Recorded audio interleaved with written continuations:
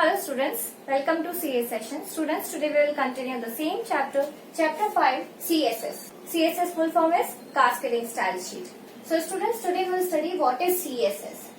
CSS full form is Cascading Style Sheet and this is a file.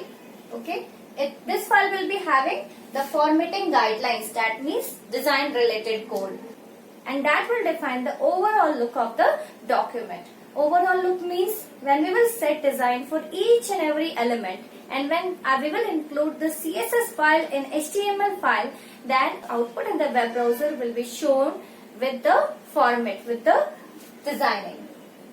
So here we can set colors, we can set fonts, background, borders, margins, etc. The things which we were not able to apply in HTML, like designing related code or attributes which were not available in HTML for designing, those features also have been included in CSS. So what does cascading means? Cascading means here web browser will decide that which design to be applied on which element. Okay, it will find out the element from the CSS and will apply the respective design for that particular tag in the HTML. Now students, we will study about benefits of CSS. The benefits of CSS are that pages download faster. Page will download fast because the coding will be reduced in the HTML page and we are simply shifting design to the separate CSS file.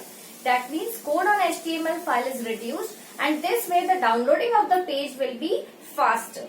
Whenever we access internet in slow connection also, the page will be downloaded easily. And it is 50% faster. Okay, its download speed will be 50% faster. Now, how to type less code?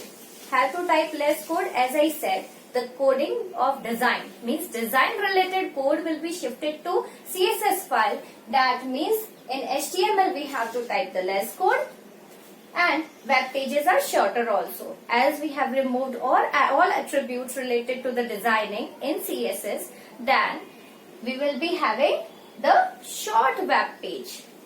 Means HTML document only with tags. And the document will be neater also, because this way you will be able to see only basic structure of the HTML page as well as all the tags that you have to use in your web pages. So this way the document will be neater also. Look of the website will be consistent throughout all pages. Look will be consistent means if we are using same CSS file in all HTML pages. Like in project also you have made 5 pages, 10 pages. So in 10 pages, every page you have put design. But if you are using CSS file, means if you are putting a design related code in CSS file, one CSS file can be used in all those 10 pages. And this way, the designing will be automatically applied to all the pages, and there will be consistency in design in all the pages. Now, updating and maintenance. It is very easy to update CSS file. You have to simply open CSS file and you have to make change in the code. But if you have to make, like if your website is of 10 page and you have to make design related change in all the pages, then it will be time consuming and a bit tough also. Maintenance here is made easy if we use CSS, right? So updating means changing the file as well as maintaining the files are made much easier if we are using CSS. And errors caused by editing multiple HTML pages occur less often. Now here what happens, if you are changing many files, means designing many of the files, then sometimes it happens that we have written wrong code in some of the files, or maybe we have missed the code in some of the files, or maybe we have used too much of the code that it is difficult to change the design and all in all the pages. Okay, so many types of errors occur when we are editing many pages. So it's better that the design should be shifted to one single file, that is CSS file, and whenever we wanted to change the design, we can simply make a change in one single file. So students, now we will learn that how we can write the rules of style sheet. So here students, you can see H3 I have taken. This is the third heading. Heading with font family Arial. That means the font style will be Arial, and the heading H3 heading color will be red. Only H3 heading. Okay.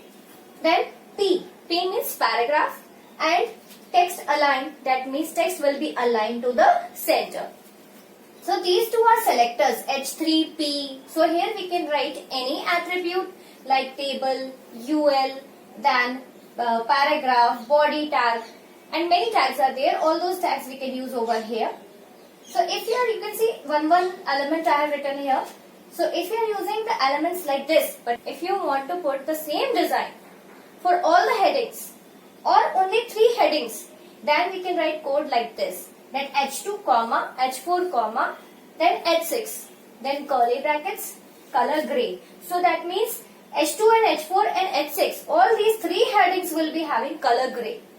And font family Vardhana. Now the rule is that how this is defined. The first one is selector. These are selectors.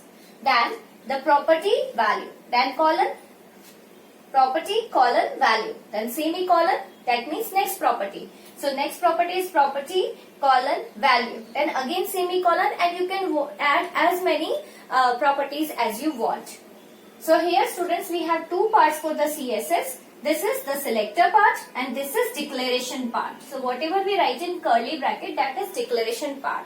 And in this curly bracket, we can write the first property that we want to change and its value. Then semicolon. Then second property and its value. Here we have to write all the selectors. Selectors means the tags that we were studying in HTML. Those elements we have to write over here. We don't have to use angular brackets here. Okay, so these are the 2 parts of CSS. So students, only this much for today. Thank you. Have a nice day.